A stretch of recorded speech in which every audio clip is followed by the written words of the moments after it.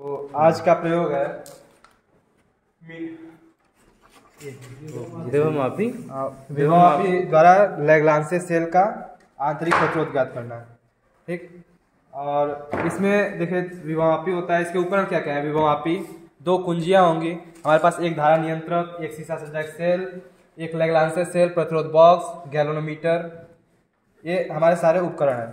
अब इसका कुछ दो परिपथ होते हैं इसमें, एक प्राथमिक परिपथ, एक द्वितीयक परिपथ। प्राथमिक परिपथ में क्या होता है, सीसा संचायक सेल धारा नियंत्रक से होकर विभवमापी में जुड़ा होता है। अब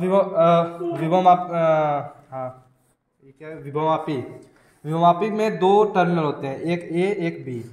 अब ये सीसा संचायक सेल है, इसके पॉजिटिव सिरे को, ये पॉजिटिव सिरा है, उससे ए को जोड़ देते हैं, टर्मिनल ए को, और इसके नेगेटिव सिरे को धारा नियंत्रक के ऊपरी टर्मिनल से जोड़कर और धारा नियंत्रक के निचले टर्मिनल को एक कुंजी से जोड़कर इस विभवमापी के बी सिरे से जोड़ देते हैं। ये हमारा प्राथमिक परिपथ पूर्ण हो गया। और द्वितीयक परिपथ के कुछ इस प्रकार है कि लैग्रांज सेल के ये जो धन सिरा है इसको ए से जोड़ेंगे। इसमें जितना धन सिरे होंगे दोनों बैटरियों के एक ही सिरे जुड़े होना चाहिए, तो इसको भी ए टर्मिनल ए से जोड़ेंगे।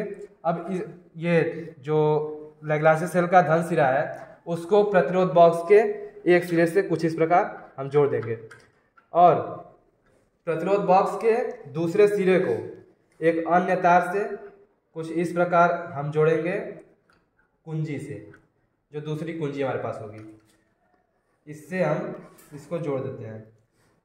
और इस कुंजी से एक तार लाकर हमको इस नेगेटिव से गैल्वेनोमीटर के नेगेटिव पार्ट से जोड़ देना है।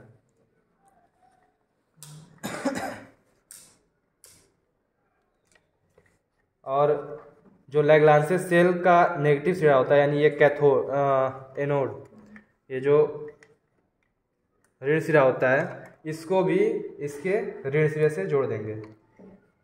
ये ऋण सिरे से जुड़ गया। अब हमारे पास एक तार होगा जिसे हमें जॉकी से जोड़ना होता है, उसको गैल्वेनोमीटर के धन सिरे से, गैल्वेनोमीटर का जो धन सिरा है उससे जोड़कर, जो इस तार का दूसरा सिरा होता है उसमें हमें एक जॉकी जोड़ना होता है। अगर हमारे पास जॉकी ना हो तो हम इस तार को साफ करके भी जॉकी का काम चला सकते हैं। अब हमारा जो फार्मूला है small r is equal to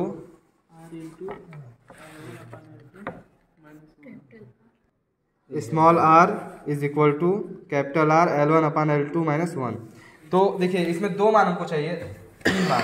एक R का जो हमको रेजिस्टेंस बॉक्स से मिलेगा, और L1 और L2 हमको कैसे प्राप्त होगा, जो प्राथमिक परिपथ होता है, प्राथमिक परिपथ को जब बंद कर देंगे और द्वितीयक परिपथ खुला होगा, जब प्राथमिक परिपथ बंद होता है तो जो विक्षेप का मान आता है, प्राथमिक परिपथ बंद होने पर विक्षेप का जो मान आएगा वो L1 का मान होगा। मान लीजिए इसका मान आ रहा है, देखिए हमको पहले चेक क्या करना होता है कि ये हमारा विक्षेप सही आ रहा है कि नहीं। इसके लिए अगर हम इसको अलग अलग सिरों पर टच कराएं तो इसका मान दोनों दिशा में आना चाहिए।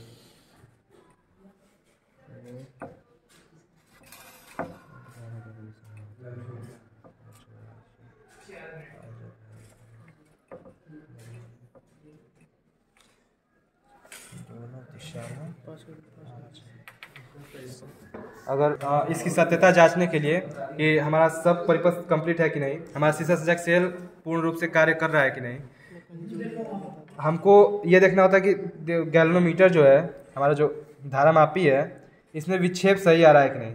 देखिए ये जैसे दोनों तरफ विक्षेप आना चाहिए, देखिए दोनों तरफ विक्षेप आ रहा है। देखिए इस पर अगर हम टच करा रहे हैं, इस पर तो विक्षेप इस साइड जा रहा है, और तीसरे तार पर जब टच करा रहे हैं तो विक्षेप इस साइड आ रहा है, यानी कि हमारा धारामापी कनेक्शन सही है, पहला कनेक्शन प्राथमिक कनेक्शन सही है। अब हमको L1 का मान ज्ञात करना है, तो दो तरीके, या तो हम इसको ऐसे टच कराते ले चलें, दूसरा तरीका क्या है कि हम अनुमानतः यह लगाते चलें कि कहाँ पर आ सकता है शून्य, कहाँ पर विक्षेप 0 होगा। तो तीन तारों पे तो नहीं हो रहा है, चौथे तार पे भी नहीं हो रहा है, एक ही साइड जा रहा है। पांचवें तार पे आते हैं, पांचवें तार पे 0 आ रहा है, जीरो कहाँ आता है उसके लिए थोड़ा हमको धीरे धीरे आराम से करना होता है। देखिए उस साइड जाने लगा विक्षेप, विक्षेप देखिए जब हम इसको ज़्यादा उधर ले जा रहे हैं तो विक्षेप उस साइड जा रहा है, उस साइड जा रहा है। देखिए चौथे तार पे आ गया, विक्षेप इस साइड आ गया और अब उस साइड जा रहा है। तो हमको पूरा लेना है कहाँ पे जीरो आ रहा है। देखिए इधर विक्षेप आ रहा है ना, अब इधर ले जाए विक्षेप इधर आ रहा है, हमको इधर ले जाना है। देखिए हम धीरे धीरे ले जाए, ये विक्षेप शून्य हो गया। ठीक, अब हमको तार की लंबाई कैसे लेनी है, कि जो स्केल होता है ये देखिए ये आ गया ना, हमको ये देखना है कितना आ रहा है, ये आ रहा है 87 पे। ठीक 87 पे, ये हमारा 5वां तार था। तो देखिए पहला तार किस क्रम में नापा जाता है, पहला तार इधर वाले से यानी ऊपर वाले से, उधर शुरू है ना तो ऊपर वाले से, और दूसरा तार इधर वाले से, यानी जितने ऑड नंबर वाले होंगे विषम संख्या वाले वो ऊपर वाले से जुड़े गिने जाएंगे, और जितने सम संख्या वाले होंगे वो नीचे वाले से। तो हमारा कौन सा तार है, 5वां। 4 तार तक हमारे 100 सेंटीमीटर 400 सेंटीमीटर पूरे हो जाएंगे, क्योंकि एक तार 100 सेंटीमीटर होता है। अब ये 5वां तार है यानी इससे नापेंगे, तो इससे कितना आ रहा है, ये 87 यहाँ पर आ रहा था 87 पर, तो ये 500 और प्लस 87 587 सेंटीमीटर। ठीक, ये हमारे L1 का मान हो गया। L1 देखिए L1 का मान हमको नोट कर लेना है, क्योंकि फार्मूला है L1/L2, तो L1 का मान हम निकाल लिए 587 सेंटीमीटर, क्योंकि ये कैसे नापा गया, 5 तार कंप्लीट थे, 4 तार 487 होगा, ये 427, क्योंकि 4 तार कंप्लीट थे और 87 सेंटीमीटर आ रहे हैं। 4 तार कंप्लीट यानी 400 सेंटीमीटर और ये 87 जुड़ जाएगा, 487 सेंटीमीटर हो गया। अब हमको L2 निकालने के लिए द्वितीयक कुंजी को बंद कर देंगे।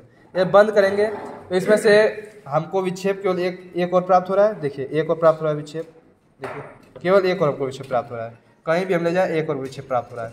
तो हमको इसमें से कोई प्रतिरोध निकाल, मान लीजिए हम 100 ओम का प्रतिरोध निकाल रहे हैं, तो हमको विक्षेप कहाँ प्राप्त हो रहा है, देखिए हमको विक्षेप देखिए यहाँ, यानी दूसरे तार तक आते आते, देखिए दूसरे तार तक आते आते, ये देखिए सही, बिल्कुल सही, यही कर, ये 2 तार कंप्लीट है हमारे, देखिए 1 तार और 2 तार यानी 200 सेंटीमीटर।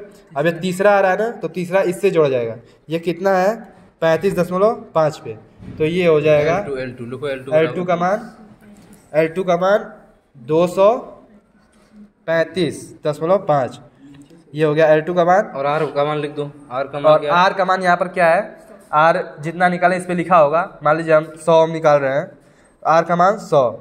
ठीक, अब निम्न ये जो फार्मूला है, ये वाली वैल्यू इस फार्मूले में रख के इसमें R का मान ज्ञात कर सकते हैं। ठीक, और ये आप पूरा टेबल उतार सकते हैं, ये पूरा टेबल है इसका, सिद्धांत और सूत्र की उत्पत्ति।